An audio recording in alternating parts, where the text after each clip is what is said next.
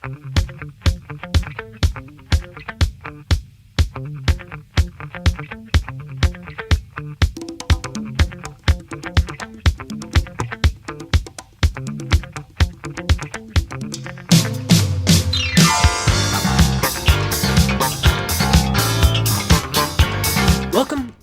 to Soy Boys Unmasked, where your favorite gentlemen talk together about the foods they eat, their insecurities, and I don't know. Today we have Danny. Hello, thanks for having me. Why'd you get so close to the mic? I don't know. what's I like getting personal. You're doing a That's just my sensual thing. voice right there. What is this? Yeah, I always wanted to Danny, be. this is a family-friendly podcast. It's a family-friendly podcast, Danny. I'm just practicing to do voiceovers for Voiceovers for what? meditations. Cut that out. My siblings are gonna listen to this, Danny. Dang it. Don't worry, I stay PG-13 or to PG at the end of the day, so it's all good. Good. Glad to hear. Yeah. It's good to hear, Danny. Yeah. So, how have you been, man? Pretty good. You kind of threw that topic out of nowhere, but that's cool. I like talking about food, so. What? About the Soy Boys? Yeah, Soy Oh no, Boys. so Danny, so it's name pending, right? Yeah. And so each episode you came up with a fake name for the podcast. Oh, really? Yeah. Okay. You mean you would have known that if you'd listened to any Oh, of the other no, episodes? I didn't. I want to. Yeah. I'm kind of a fake fan. Yeah. I just got pulled into this out of nowhere. I would like to get caught up on the show. Name pending, right? I would plug your name at the very beginning. Name pending. In what? Where would you plug my name? At the very beginning, say this is name pending. This is name pending. Good. Welcome to name pending, everybody. Oh my gosh. So, I'm not sure who I want to listen to the podcast because I know I don't want like anyone specifically that I know to like listen to it. That's actually a good thing to think about. Like I've always. Like, who's the demographic for this? Like people that know us? I don't know. Maybe you'll just have to figure out who it ends up being. It'll be based on your humor, I guess. It's not inherently a funny thing. Like the things people say are funny because like my siblings are crackheads, and so the way it works out, like the humor works. Yeah. But it's not. I don't know. Like, do you want like people at school like for this to go to viral? Like, oh, put up posters like Carter Kilgore. It would be hard to, and I say this with respect, but I think it's been hard for him. Did you listen to the Carter stuff? I checked it out, but did? Yes, but his numbers aren't doing great in terms really? of. No, and that does surprise me because he's put up plenty of posters. Well, like I feel like no matter how hard you market, like I feel like it's still not going to work as much. I think for sure though he's pushed up his numbers. Cause I wouldn't even mention his name had it not been for those posters. You know? I think it depends how you market it. Like if you're just going around saying, hey, I have a podcast, that probably won't have as much of an effect as if you, I don't know, social media blast? Yes, or slip like, I don't know, like a weird message in the back of textbooks at school, and then it says, that's hey, the form of marketing we have to go with is writing textbooks. I mean, if you want a cult fan base, but I don't know. Speaking of Carter Kilgore and independent music makers, you, Danny, are a bit of a music maker yourself, aren't you? I try. It's a grind, but I'm not out of the woods yet enough to call myself that, but I'm getting there, maybe, hopefully. Is that not confident? No, I mean that's good. I mean I know enough about it where I could talk about it a little if you have questions. Well, I don't.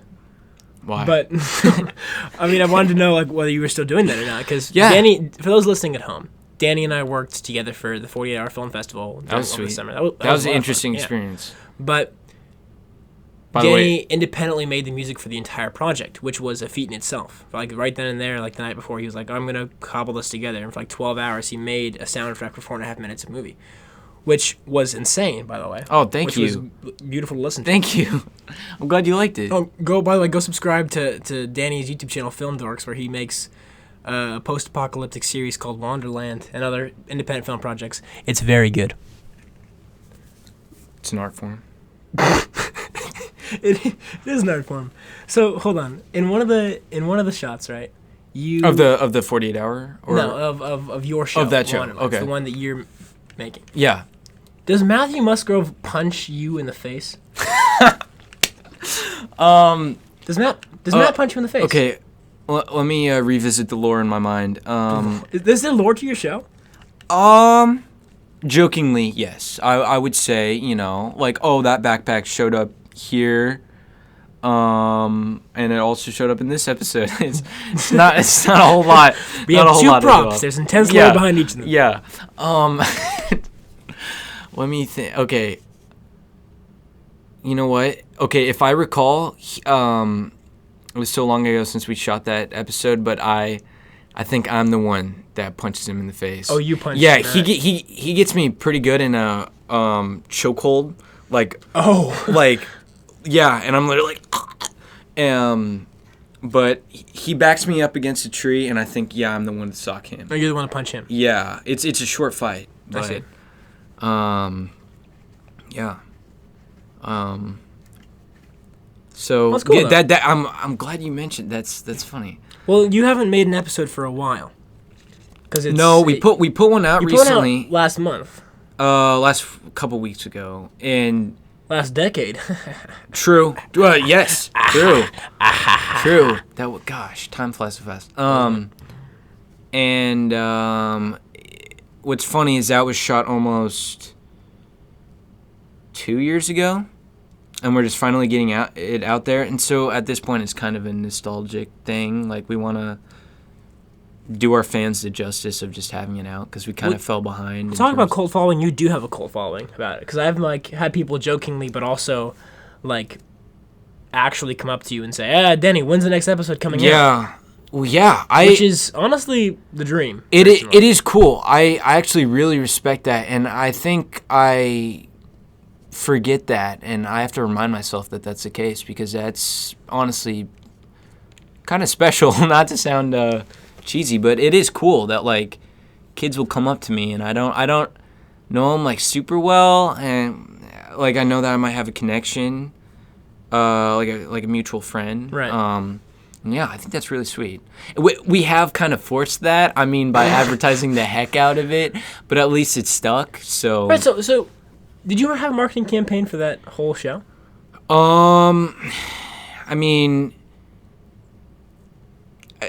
That's but it's never been as strong as we want it to be. We could almost hire someone to do that. That'd be cool, because we have a current Instagram, and other than that, we've just kind of you could buy blurted it out. YouTube ads about it. Yeah, that's true. That would probably set us back way more money than the channel would earn us, but it would be a fun. Do you experience. not to ask fiscally embarrassing questions? No, that's fine. Do you make cash from the episodes? Okay, with the new, well, not new at this point, but the changed YouTube algorithm. Yes.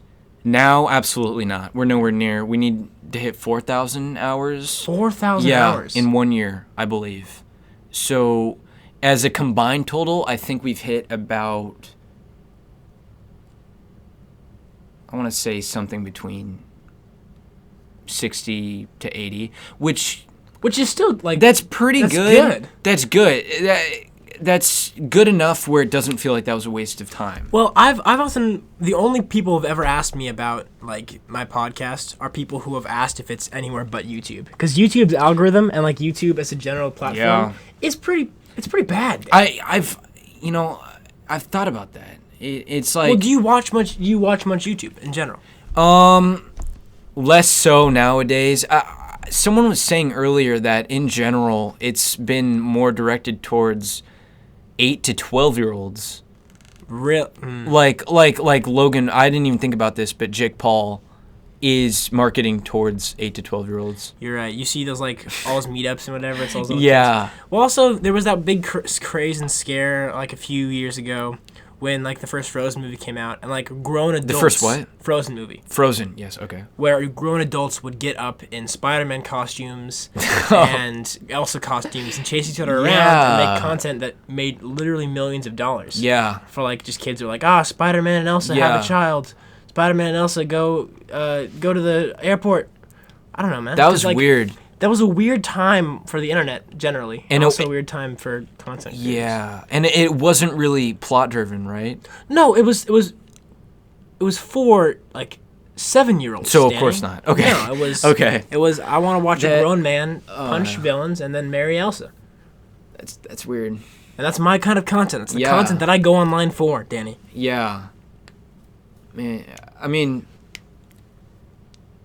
I just feel like as a parent, it would just feel weird to see your kid watching that, because it's nothing like explicit, but it's borderline. Well, it's just because it's like it's quality content that is so borderline, like not safe for work. Yeah. Really. And as a parent, I think controlling what your kids would watch in general would be a terrifying experience. Yeah. It's because especially now. Yeah. Like there's literally very little censorship on most sites.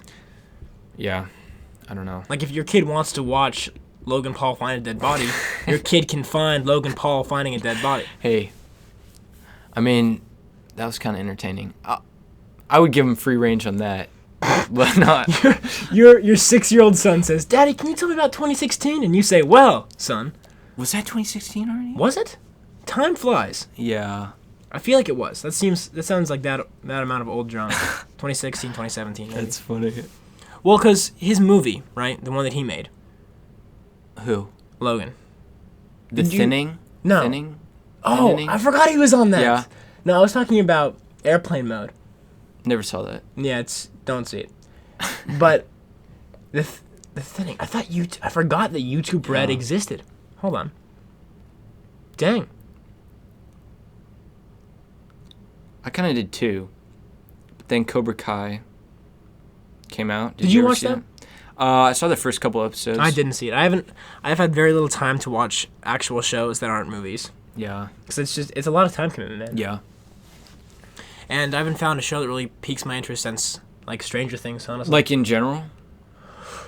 If you were to recommend a show to me, Danny, what would you recommend? That's a good question. I don't know. Because Danny, you watch I'll tell you. a Okay. fair share of anime, right? No, I don't. I only read the books. I'm one of those kids. Valid. I guess I don't like a lot of the yelling and the weird noises from the characters kind of gets to me after a while. Valid, very valid. Like when they're all like, "Hi." I don't know. What are you watching? Anyway. Naruto. That's Naruto, in a nutshell. In a nutshell. But yeah, so if you would recommend a show to me that's not cartoon or whatever, that's like a show that you really enjoyed, what would you recommend? Well, one came to mind. Can I say the title, even though it's explicit? Oh, is it the Netflix show End of the... Yes, Yeah, it is that one, End of the World? Yeah, I guess End of the effing world. People say that. Yeah, people say that. Really? Is that one good? I definitely thought the first season was pretty sweet. It was short but sweet. Yeah, I liked it a lot. It gave me Wes Anderson vibes a lot. Oh, yeah. Which I know a lot of people hate on him for. Really? Do people hate on Wes Anderson? Yeah, I think so. For being. Well, I know they criticize him as being like the 17-year-old white girl who thinks she's a film critic's favorite director. Like, oh, I'm quirky, I like Wes Anderson. I still think that character depiction's better than an average jock, I guess. I don't know, or average person. I don't know, average Joe. What? So. What are you saying? Well, I'm just. I still think. Yeah. Everyone who liked Wes Anderson probably does try to make their own movies, but I don't really have a problem with that, I guess. I don't know. No. I think everyone should try. I think most people will fail, but you think it's in the fun of it. Okay. Yeah. About everybody making content. Yeah. I don't have a problem with that. That's interesting though. But yeah, I guess people hate on him for that, and then. Do you think then we'll have a discussion about this. Do you think that everyone should make content? Sure. Yeah. Okay. If they feel Elaborate. if they feel the need to do it in the first place, then they probably already have something worth saying. And I guess it depends where it comes from. I mean, that's because, I mean, obviously there's plenty of trash that's made with little to no thought process. I don't know. What would you say? I'd say everyone needs to express themselves creatively, but I Yeah. wouldn't say everyone should make content. Because I have seen a lot of bad movies, and I have seen a lot of bad, like, videos and stuff that are just a waste of time and a waste of energy and money. And they're not even, like, entertaining to you? Well, no, they're not even... I've seen a lot of bad movies to see bad movies. Okay. Like, I've seen The Room, I've seen... Birdemic. Yeah, I've seen Birdemic, I've seen, like, all of Neil Breen's movies, which are very funny to watch. And I think those, like, garnered a cult classic just because there is a lot of energy put into them, and in some cases, a lot of passion. Where people just kind of crank it out with a soulless... I don't think those people should make content because it's not expression at that point. At that point, it's just dull, soul-eyed, cocaine-fueled movie. Yeah, like the Awful Movie or like the Adam Sandler's Jack and Jill or whatever. Oh sure, because those movies are just they're painful, man. And they're not art. They're not funny. They exist in order to cloud up people's like perception of film. I guess I don't know. Danny and I both are in the film class over at the school, and also Danny and I took a summer film camp. We both elected to take a summer film camp in separate locations by the same company at the same time. Yeah. We both, although we didn't coordinate at all about it. But you were East Coast. I was East Coast and you were West. Yeah, he was West Coast. Yeah. I totally forgot about that. Yeah. I mean, I didn't forget my experience, but I forgot that we both signed up for it. Yeah, that was crazy. Are you gonna do that again? I would love to do that again. I learned so much, and it like fired me up about all these kinds of things. Also, I loved the guy who was my director, the guy who was in charge of the group. His name was Miguel Silveira, who's he's a Latin film director. He does a lot of small independent projects. Yeah. Insanely brilliant man. Cool. I love him. He is. Shout out to Miguel Silveira if he's listening. Because that man is literally a god. He better be listening. If he's your teacher, he would respect your work. I email him out of nowhere with like this link to this crazy podcast where I talk about YouTube, Anna and Elsa. He would probably dig fashion. He would probably dig it. I mean, I think the cool thing about the SOCAPA program on the West Coast in LA that I went to,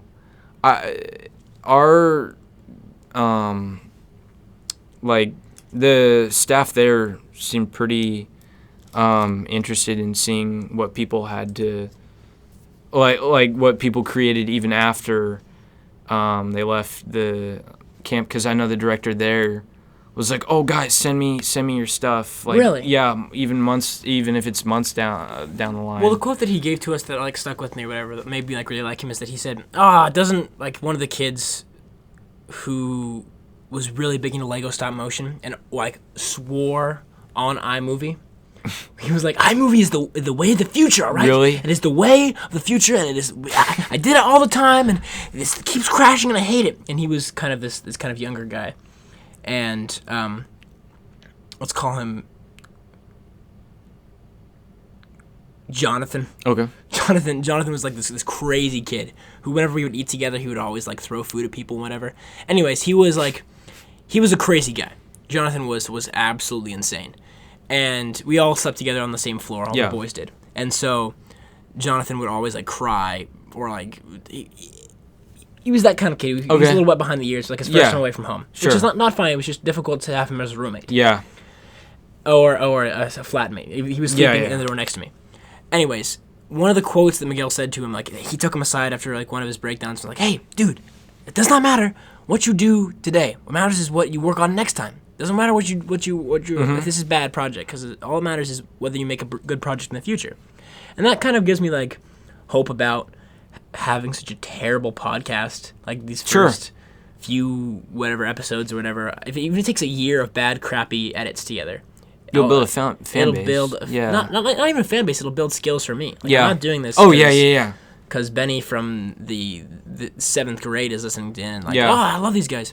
I'm doing it because I enjoy doing it, and because it gets me closer to like people that I'd like Sure. to talk to, like you, for instance. Yeah. You'll hone in your skills in terms of. Yeah, that's the whole point. Yeah. Cool. Yeah. That's respectable. What about you? What about me? How was your experience in the film camp?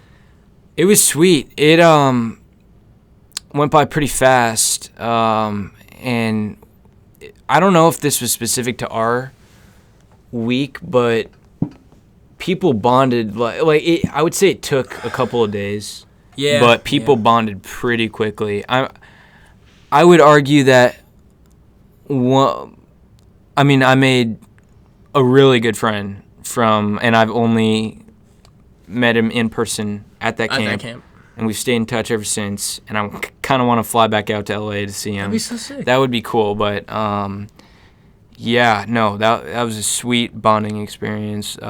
It felt a little fast-paced even for 2 weeks. My one thing that I would say, if I were to do it differently next time, and I can see why they do it the way that they do, because let me say, so I don't know if it was like this for you, but it was one project the first week and then one the second. Well, I only did it for 1 week. Oh, okay. Interesting. I just did the boot camp. Okay. And so they were quick to like get us in there, do one project, and get us out. Sure. And what was your project? Oh boy, I did a mockumentary. Oh, cool. About a one of those horror films. Yeah. That was used like a real demon as opposed to like an actor. Or whatever. Yeah.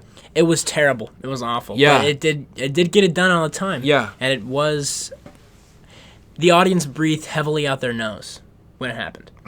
What do you mean? Like there was like a intensively whenever like one of my jokes landed. Okay. There wasn't like a Yeah. Oh yeah, that. Yeah. I see the merit in that humor. Sure.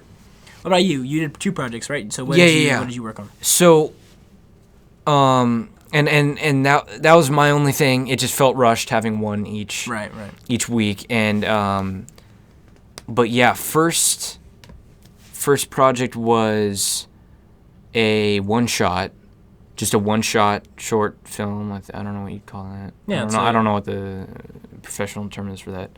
And then the second one was kind of a actual short film where it could be a couple minutes. And yeah, the one shot one was actually kind of cool because most of them ended up being pretty long, like minute to almost 2. Really? Yeah. For like a single take? Yeah, I mean, one of my friends did one called The Shake, where it's about a guy going in for a job interview and then using the bathroom and not washing his hands before he goes back out, and he meets the boss in the bathroom. And so the boss sees that he doesn't wash his hands, okay. so he doesn't get the job. Like, that whole thing was just one shot. Funny. Yeah. That's concise. That's good. So, yeah, that was kind of cool. And then, yeah, the second one, normal short film. Yeah, no, I would say my one shot was better. It was a it kind of like a spin on a James Bond thing where a spy has to like dismantle a bomb, but then he doesn't know how to do it, so he has to call like one of his friends like in the middle of it. So like the bad guy like turns around in his chair and it's set up like really dramatically, like, oh, the bomb goes off, and it's like, oh, okay, and then he's like really passive, so he can't like figure out how to do it, and then I don't know, bomb blows up. I guess that's it cuts. Dude, spoilers. Yeah. Danny, come on. Dude, I don't even know where you. I don't even know where you could watch that. Come on, dude, come on. It's somewhere on their website, but yeah. And then my other one was a sitcom laugh track is broken, so it just goes off at wrong times. And that's really funny. Yeah, and the family has to like go to a control room to like turn it off or something. So yeah. I think that idea was better. It just like carrying it out. Yeah. Speaking of that, about having like a good idea, but then like a poor or very difficult execution. Mm-hmm. Our 48-hour film festival idea. Danny and I worked together. We mentioned this earlier, but Danny and I worked together.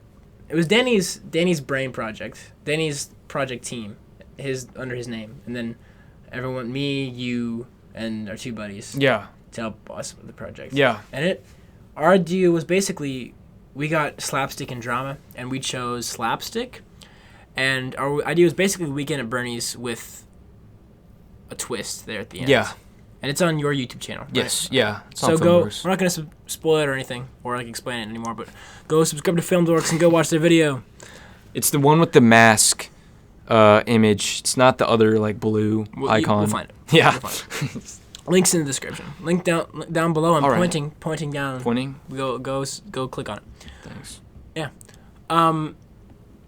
But we had the hardest time filming that. And like also the execution of it just took so it was tedious. And we ended up turning that in late. I mean, we did get it turned in, unlike the other project. That happened. I will say I was pretty happy with that. The end result for the time crunch. Oh, yeah, definitely.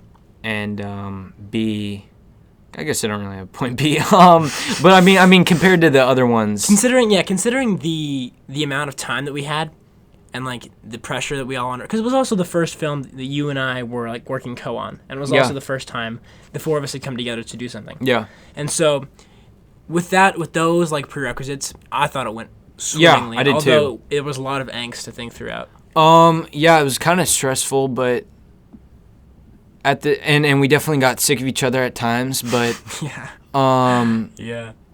I don't know. I kind of like having an excuse to just knock something out and be done with it, because I feel like when I have my own time, There's no deadline to it. right? And I think that can be okay too. Absolutely, but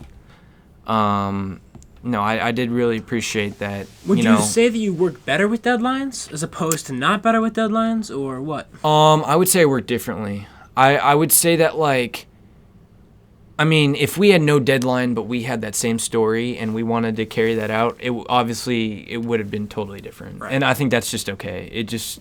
So I like either. I know it's kind of a dumb response, but No, that's a valid response. I get it. if I had to pick one, I actually don't like working with deadlines. I like, being able to get it done when it can be done. I just feel like, at that point, it's like, oh, it's everything that I could have wanted to put into something. But no, that's a good question. What about you? I literally cannot get anything done unless I self-impose deadlines. Okay. But also No, self-imposed are good. Yeah. But also those are hard to work for me because I know the idiot that made them. I'm like, this idiot put this deadline for this week. Yeah. Like this absolute baboon put this deadline for me, as opposed to me like what's doing it like scheduled or whatever. Yeah. So it's always difficult for me to do those self-imposed things. That's why anything I've ever created has always been at least many hours late. Mm-hmm. Which is sad, late, I guess. Late of your own mental Oh deadline. yeah, late of my own mental deadline. I'll say I'll get this so much done this hours, and then I'm like, whoops. Yeah. Thing. Or yeah. That's a good question. I mean, all of your questions have been good, and that's why I said that.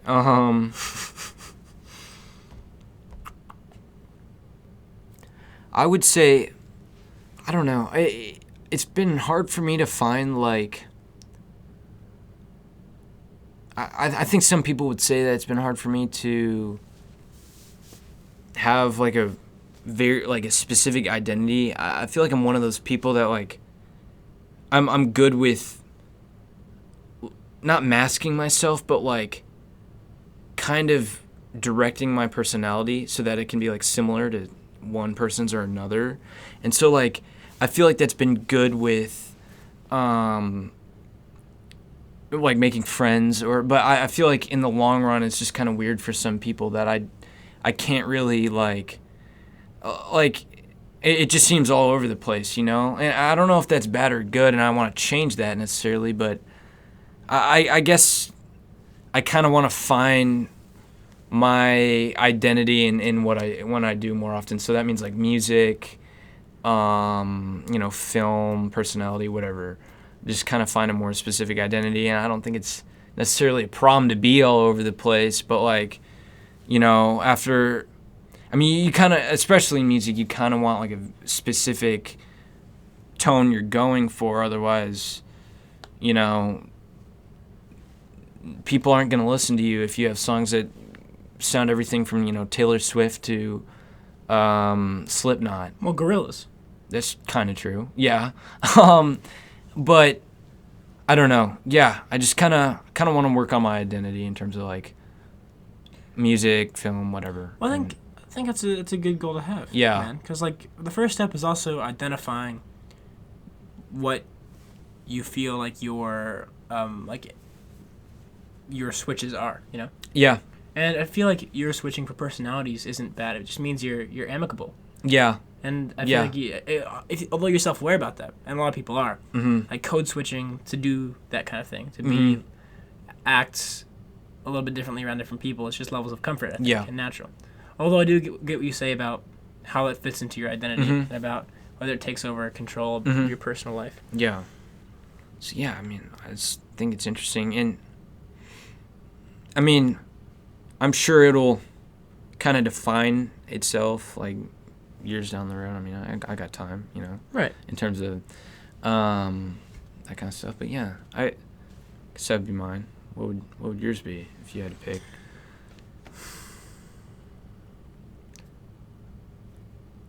I didn't think about this before asking you. Yeah. It was a mistake. Well, neither did I. That's why it took me a minute. But.